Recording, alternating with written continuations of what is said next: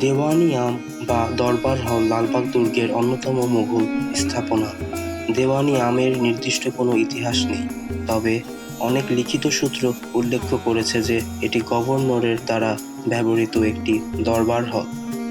তার প্রজাদের সাথে দেখা করার জন্য এবং কর্মকর্তাদের সঙ্গে বৈঠকের জন্য এটি ব্যবহার করা হতো।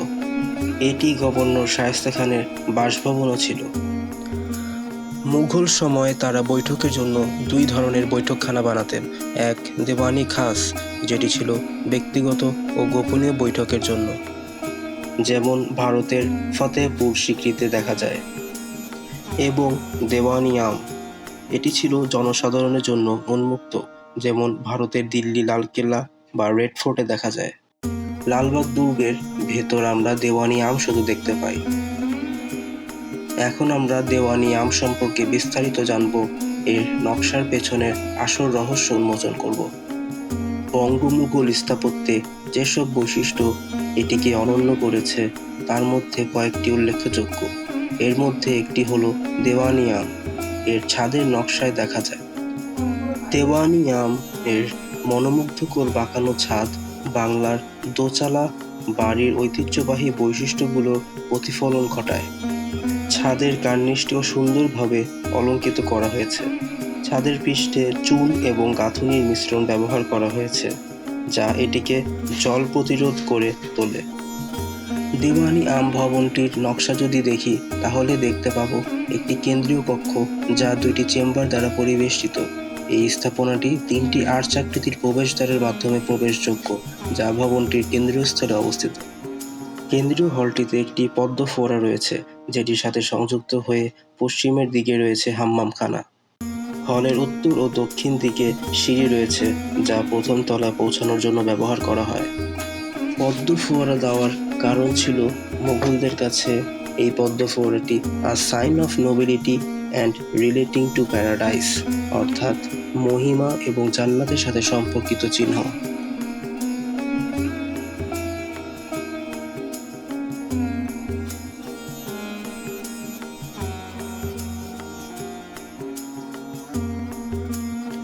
প্রথম তলার প্ল্যান লেআউট গ্রাউন্ড ফ্লোরের পুনরাবৃত্তি। একটি সাধারণ আয়তাকার হল যা দুটি কক্ষের মধ্যে একটি দর্শক হল সমন্বিত। এখানে ফোলিয়েটেড আর্চগুলির মধ্যে ভবন সাজানোর জন্য ভারতীয় স্তম্ভ ব্যবহার হয়। ফোলিয়েটেড আর্চগুলো মুঘলরা দিত কারণ কিছু ঐতিহাসিক বিশ্লেষক মনে করেন এই ধরনের আর্চের নকশায় প্রাকৃতিক উপাদানগুলির ব্যবহার, যেমন পাতা বা ফুল, ঈশ্বরের সৃষ্টি এবং প্রকৃতির প্রতি শ্রদ্ধা জানাতে তারা নির্মাণ করত। মুঘল সময়ে তারা তাদের স্থাপনায় জ্যামিতিক অলঙ্করণ করত, যা লালবাগ দুর্গের দেওয়ানি আমে স্পষ্ট দেখা যায়, যেমন পদ্ম ফোয়ারা প্রতিটি দরজার শীর্ষভাগে এবং মেঝের টাইলসে।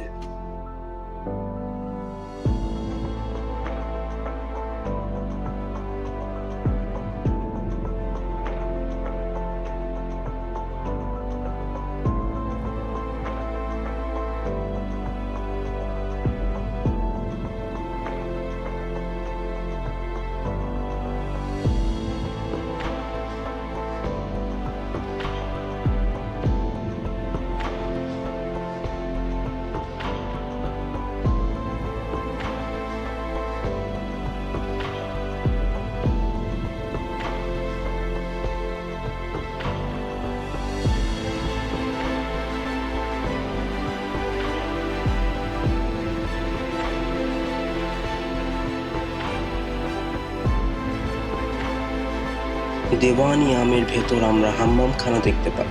হাম্মামখানা একটি ছোট গম্বুজ দিয়ে আচ্ছাদিত। এতে প্রাকৃতিক আলো ও বায়ু চলাচলের ব্যবস্থা ছিল, যা গভর্নর শায়েস্তা খাঁ এবং ব্যক্তিগত অতিথিরা ব্যবহার করতেন। এছাড়া আমরা এই স্থাপনায় মুকারনাস দেখতে পাই, যা তারা প্রায় সব স্থানে ব্যবহার করত। এর কারণ হলো মুকারনাস দেয়ালে একটি ত্রিমাত্রিক গভীরতা ও শৈল্পিক সৌন্দর্য যোগ করত। হাম্মামখানার অভ্যন্তরে রয়েছে আরও খোলা ক্রুসিয়ার হল, প্রস্তুতকারণ এলাকা, গরম ঘর, ঠান্ডা পানির সংরক্ষণাগার, বড় বাথটব, টয়লেট, পোশাক পরিবর্তনের ঘর এবং একটি বয়লার রুম বা রান্নাঘর অন্তর্ভুক্ত। গরম আর ঠান্ডা পানি মিশিয়ে বাথটবে রাখত কর্মীরা গভর্নরের পছন্দ মতো তাপমাত্রায়। অব্যবহৃত পানিগুলো ওয়াটার রিজার্ভারে চলে যেত, যেটি ইস্টে অবস্থিত বিশাল পানি জমা রাখার স্থান। এখানে নদীর পানি সংগ্রহে রাখা হতো। দর্শনার্থীরা যারাই আসে এখানে সবার একটাই প্রশ্ন থাকে, সে সময় পানির পাম্প বা যন্ত্র না থাকা সত্ত্বেও কিভাবে পানি প্রত্যেক ফোয়ারায় চলাচল করত। তার রহস্য লুকিয়ে আছে এই পানি জমা রাখার স্থানেই। তা আমরা পরবর্তী ভিডিওতে দেখাবো।